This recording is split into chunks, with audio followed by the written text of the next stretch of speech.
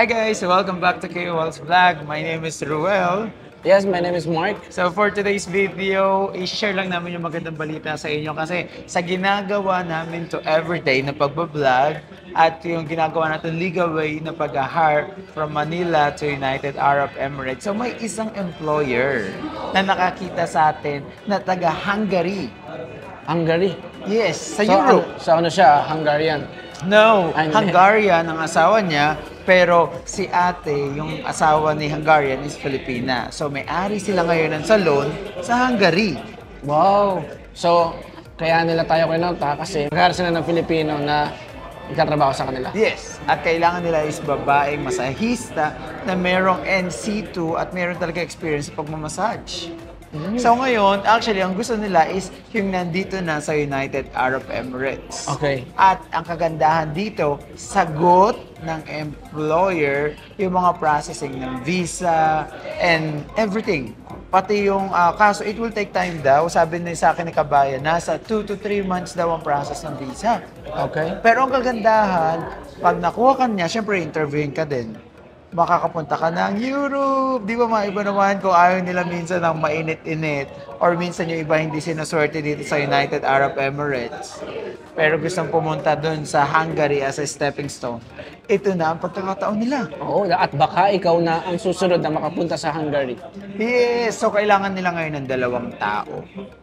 2 babaeng masahista. Yes, yun yung pinaka nakakatuwa kasi saka looking forward sa mga employer in the future, not just only in Hungary, in the whole Europe, in UK, in Canada. So kung napapanood nila itong vlog natin, bakit hindi na kami yung gumawa ng paraan kung paano makakuha ng tao from the Philippines papunta dyan or from United Arab Emirates papunta doon sa bansang gusto magtrabaho. Yung mga Filipino, di ba? Yes.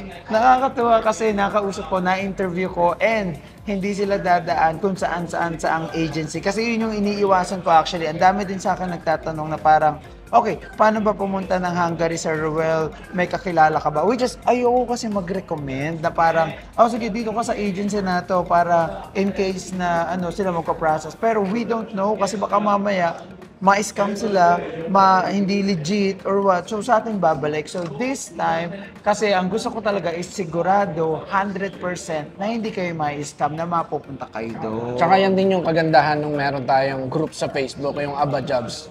Parang nakikita nila na tinutulungan natin yung mga kababayan natin na gusto magtrabaho sa ibang bansa. Yes, na minsan nawawalan ng opportunity kasi magpupunta lalo na yung mga nasa Pilipinas, pupunta dito sa tourist visa, mahirap. Yung mga na-offload na, yan yung mga natutulungan natin, yung mga employer na hindi alam kung paano mag-direct our process sa Pilipinas. So, ginagawa natin to. Yes. Tinutulungan natin yung mga Filipino. At eto nakakatawa kasi 100% no offload yung mga ginagawa natin. No offload. Yeah, from the Philippines in the record process, especially kung may mga employer na sila, di ba?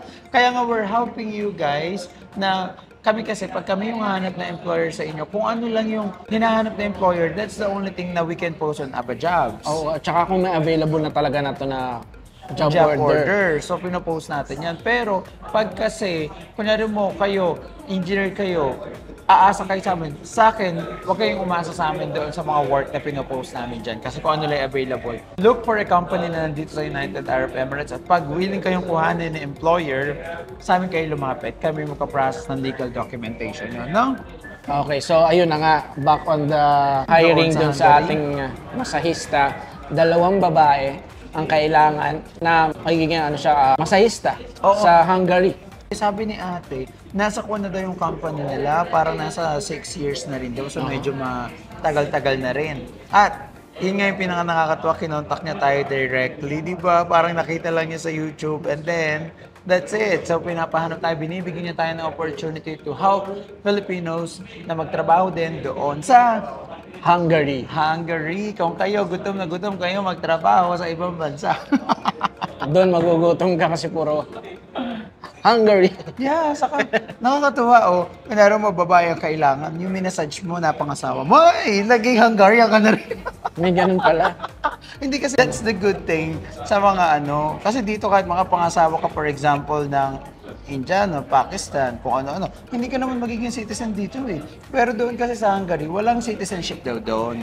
Pag work lang, work is work lang. Pero in case na, for example, pag napangasawa mo, edi may citizenship din doon. May citizenship, kaso ang problema, baka mamaya magka-apply sa atin, pupunta doon, may asawa sa Pinas. Oy, inano lang namin yung yung pinaka... Example lang. Naglalaro akong may chance, especially sa mga single na gusto magtrabaho doon sa at makahanap ng love life at bagong opportunity kasi ito.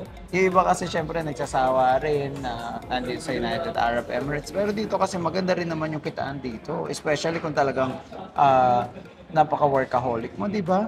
Nasa sayo din, nasa tao rin. Pero ito, ulitin namin, masahista na babae sa Hungary at willing kuhanin na employer. Pero syempre, i-intervene kayo ng employer kung talaga bang totoo meron kayo massage, kaya kailanganin din kang video na nagmamassage kayo, titingnan kasi video ng kung ano yung massage na ginagawa nyo, at saka kailangan syempre maganda rin yung performance nyo sa pagmamasahe. Yun yung tinitingnan ng employer. Kailangan maganda rin yung magiging trabaho nyo.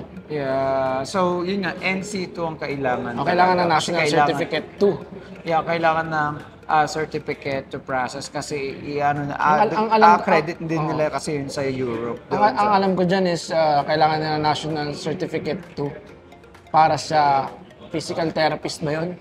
Parang ganun yun eh. Physical therapist naman talaga ang mga masahista. So, yun. So, kung feeling nyo kayo na yung hinahanap namin na masahista na nandito na sa United Arab Emirates, actually, kung naririnig yun, nandito lang pala sa United Arab Emirates, meron din kami mga hinahanap na masahista from the Philippines naman. So, yun is mga magtatrabaho naman dito sa United Arab Emirates.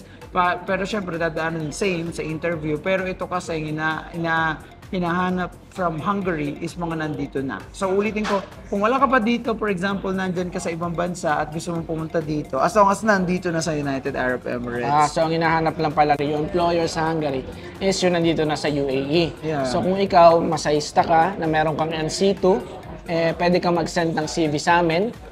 Send lang kayo dito sa WhatsApp number na nandito. At syempre, pwede rin sa Facebook or sa TikTok or dito sa YouTube, syempre. Yeah. Comment and message us, send your CV. Baka ikaw na yan. Yes, interviewin muna namin kayo para ma-filter lang muna kung talaga bang okay kayo kasi syempre okay din dapat yung communication skills mo. Hindi lang naman ngunit masahe ka, hindi mo na kaya makapag-communicate. Okay. Baka naman yung massage mo is sundot-sundot lang. Yeah. Hindi ganun. Okay, so guys, sige, abangan namin yung mga CV nyo and we're going to help you to come over to Hungary. Doon pala sa employer na nanood sa atin kasi for sure pinapanood din niya to na ginawa natin. So, thank you so much po at maghahanap po kami, magsa-source po kami ng mga aplikante na gusto magtrabaho doon sa Hungary. Yung pasok na pasok talaga sa panlasa nyo na. Yes. Yun talaga yung magtatrabaho para sa inyo. At maganda yun, ihahatid din natin yung tao doon sa sa airport. Maghahatid naman tayo sa airport. Akala ko maghahatid tayo sa Hungary. So, kailangan din natin ng visa. Magastos yun. Baka yung kikitain natin hindi pa sapat para sa...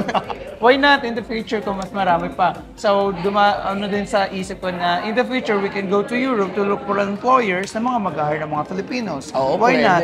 But this is the start kasi nakita tayo. So, next time, kailangan talaga English yung pag-uusap natin.